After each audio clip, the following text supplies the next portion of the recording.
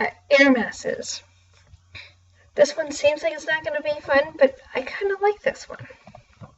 So what is an air mass? It's a large body of air, right? It's just a mass of air. That's all it is. It's a mass of air. So we named it an air mass. We're very creative. It's 1,000 miles across and 1,200 kilometers thick.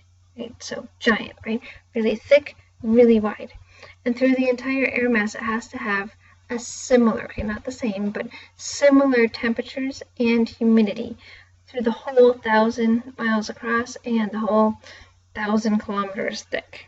And so here's an air mass, right? It starts off in the Great White North. You can see it there. It's very cold. It's ginormous, right? Covers all of northern Canada. And it's very, very cold. And as it moves down, right, because cold air moves down towards the equator, as it moves down, it starts to warm up, right?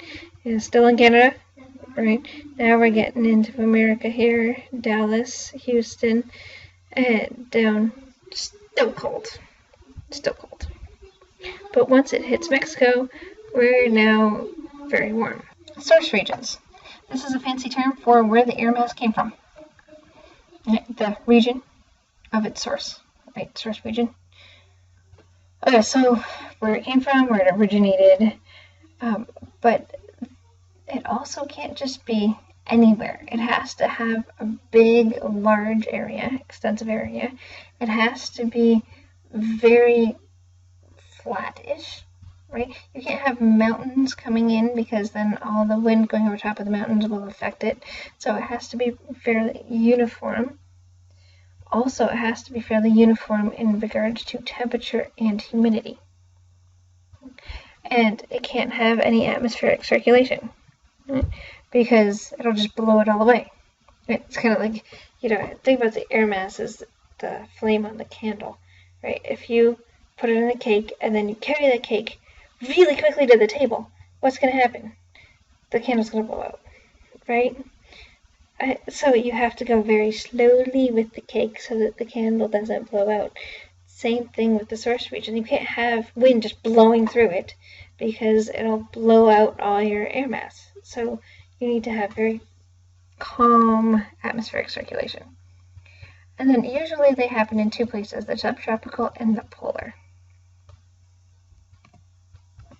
So here they all are. Now you'll notice there's a winter pattern over here and a summer pattern over here. So the winter pattern, you have what we call the CA, continental Arctic, and the CP, continental polar. Both of these are very cold and very dry. Okay, we're going to group these together in a little bit later, but we can just group them together now. It doesn't really matter. CA and CP. So you can just call it a CP if you want. You can call it a CA, but again, CA only happens in the winter. Now, we also have these things, MPs. Notice are on both sides. They are very cold and humid.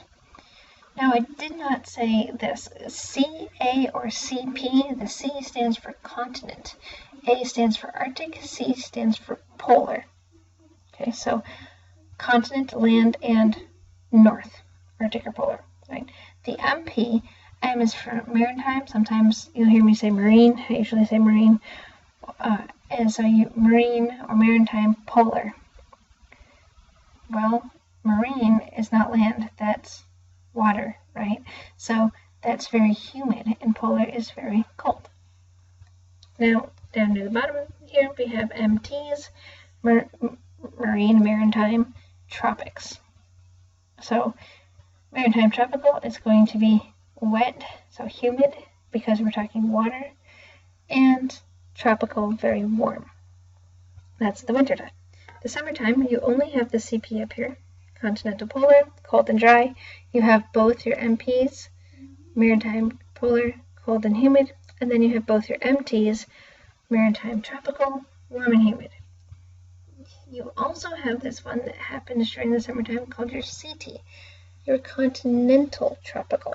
So this is hot and dry. Continent, land, dry, tropical, hot.